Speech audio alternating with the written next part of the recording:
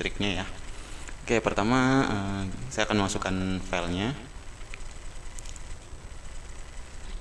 Nah, oke, ini adalah file yang akan kita marking ya. Jadi di thumb rubber ini adalah memiliki trik khusus, yaitu karena materialnya adalah karet ya, sehingga materialnya itu bukan metal ya, dia jadi bukan metal, sehingga memang memerlukan beberapa trik khusus untuk mendapatkan hasil yang bagus gitu. Karena kalau tidak menggunakan trik atau kita marking standar aja, terkadang hasilnya itu tidak bagus ya, karena dia memang agak serba salah. Ketika kita pakai power yang sangat besar, maka dia akan membakar rubbernya.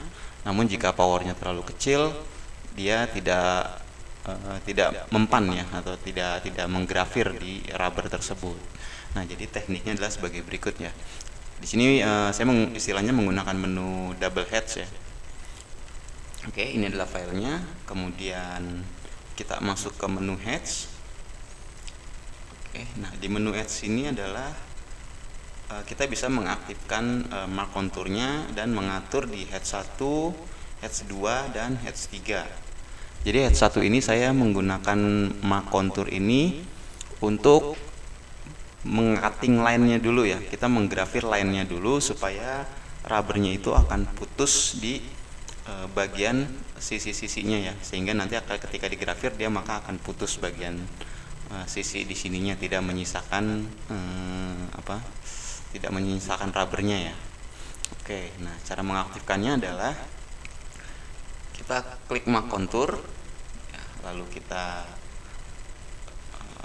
ininya di bagian luar ya. Ini artinya mesin akan meng-cutting line di luar dulu, setelah itu baru meng-cutting bagian dalamnya. Nah, ini di head 1 saya mengaktifkan enable dulu untuk mengatur pen yang ada di sini. Nah, pennya saya atur menjadi pen hitam ya, atau pen 0. Oke, ini saya klik. Lalu enable-nya ini dinonaktifkan, jadi hanya konturnya saja. Yang kedua adalah untuk menggrafir bagian dalam.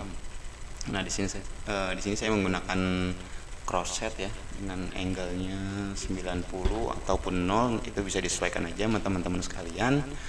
Dan juga pennya di sini saya atur di pen 1 atau pen warna biru. Nah, line distance-nya saya atur menjadi 0,04. Oke, seperti ini. Ini untuk pen 2-nya ya, untuk heads 2.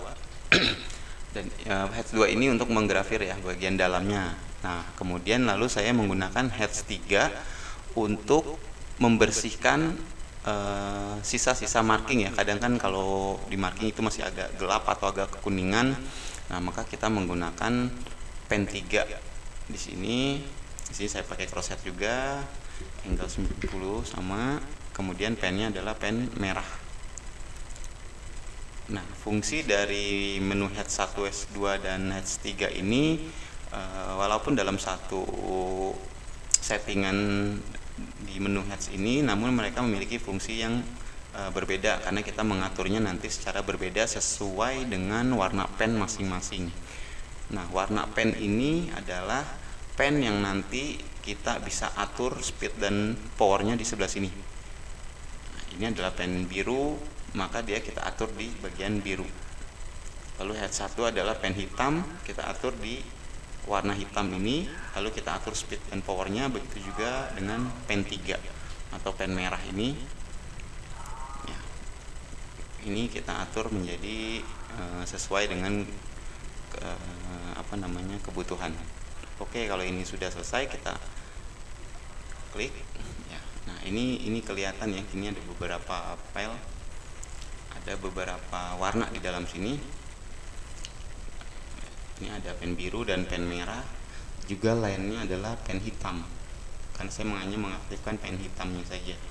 Nah, ini garis menyilang vertikal dan horizontal ini adalah heads, dimana crossheadnya itu kita aktifin. Oke, setelah setelah ini sudah, kita pastikan dulu nih, di sini kan muncul menu heads nih, kita pastikan dulu bahwa settingannya sudah benar ya, sudah aktif semua. Sorry, ini belum dirubah tadi 0,05 untuk pen 3 nya ya, 0,05 pen 2 kalau, karena di sini mulainya dari 0 ya, jadi ini jadi pen 2. Oke, kalau sudah kita apply. Nah, di sini akan muncul warna merah karena ini adalah pen 3 gitu ya. Pen 3 nya tadi warna merah. Oke, kemudian jadi di dalam ini sebenarnya ada 3 warna. Kalau kita zoom dia akan dapat 3 warna. Nah, seperti ini, biru dan merah juga hitam pada bagian lainnya. Nah, untuk mengaturnya adalah kita klik pada tombol hitam. Nah, pen 1 ini digunakan untuk cutting line ya, cutting bagian luarnya saja untuk memutus rubbernya. Oke, maka kita atur di sini dengan speed yang rendah ya. Saya menggunakan 200 dan powernya itu sekitar 60 sampai 70 lah. Saya pakai 60 deh. 60, frekuensinya 20, it's okay.